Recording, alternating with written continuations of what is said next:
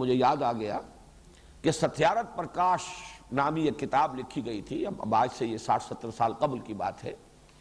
وہ سوامی کہلاتے ہیں ہندوؤں کے، دیانند سرسوتی۔ ان کا جو 14واں باب تھا اس کتاب کا، اس میں قرآن مجید پر اعتراضات تھے۔ ان میں سے ایک اعتراض بڑا یہ تھا کہ یہ عجیب کتاب ہے، ھدی للمتقین، متقیوں کے لیے ہدایت۔ تو متقی تو پہلے ہی پرہیزگار ہیں، خدا ترس ہیں، نیک ہیں، تقویٰ کے معنی یہ ہے متقی انسان، اب اسے ہدایت کی کیا ضرورت ہے؟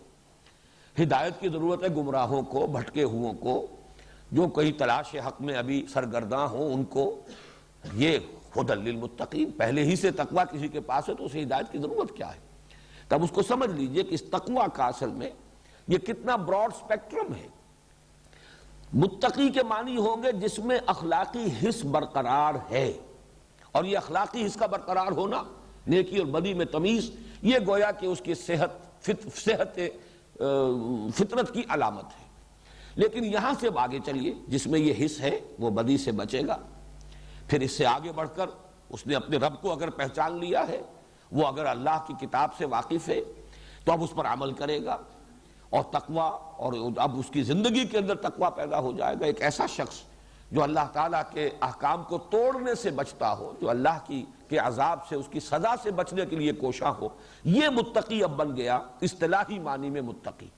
اس لیے کہ اصطلاحی معنی میں متقی وہ شخص ہے جو پرہیزگار ہے، بدی سے بچتا ہے، گناہوں سے بچتا ہے، اللہ کے احکام کو توڑنے سے بچتا ہے، اس کے احکام پر عمل پیرا ہے، اور لرزاں و ترساں رہتا ہے، عذاب جہنم سے بچنا چاہتا ہے، آخرت کے عذاب سے اپنے آپ کو بچانا چاہتا ہے، وہ متقی ہے۔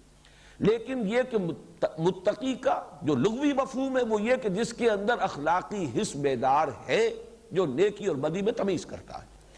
اس اعتبار سے گویا کہ جس میں یہ بھی نہیں ہے، ہم کہہ سکتے ہیں کہ اس کے آگے تو ایسے ہی ہے جیسے اندھے کے سامنے آپ نے ہیرے بکھیر دیے، وہ نہیں دیکھ سکتا کہ ان میں کیا فرق ہے، ہیرے میں اور کسی کانچ کے ٹکڑے کے اندر کوئی فرق اسے معلوم نہیں۔ اسی طریقے سے جیسے میں نے ابھی کہا تھا کہ بھینس کے آگے بین بجائی جائے، اسے کیا پتا ہے کہ یہ کیا ہے جو میرے سامنے کیا جا رہا ہے۔ اسی طریقے سے جس میں یہ حس ہی نہیں، یا اس سے بھی زیادہ عمدہ ایک تشبیہ موجود ہے، جس شخص کو سرے سے بھوک ہی نہیں، بہترین کھانے رکھ دیجئے اس کے سامنے، ظاہر بات ہے اس کی طرف رغبت ہوگی نہیں، ہاتھ بڑھائے گا ہی نہیں، اس لیے کہ بھوک ہی نہیں۔ بعض بیماریوں میں جہاں بھوک مر جاتی ہے، کیسے آپ نے دیکھا ہے کہ بچوں کے لیے مائیں خوش آمدید کرتی ہیں کہ یہ لے لو، یہ لے لو، یہ کھا لو، کسی شے کی طرف بچہ جو ہے رخ کرنے کو تیار نہیں۔ تو جس میں طلب ہی نہیں ہے، اعلیٰ سے اعلیٰ شے اس کے سامنے رکھ دیجئے، وہ اس کی طرف رغبت نہیں ہوگی، وہ متوجہ نہیں ہوگا۔ اس اعتبار سے ھدی للمتقین، یہ گویا کہ اگر ابتدائی لغوی مفہوم ہو تو یہ تعویل عام ہے۔ قرآن سے ہدایت کی شرط لازم یہ ہے کہ انسان کے اندر نیکی اور بدی کی تمیز موجود ہو، اور اس کے اندر بدی سے بچنے کا ایک جذبہ پایا جائے۔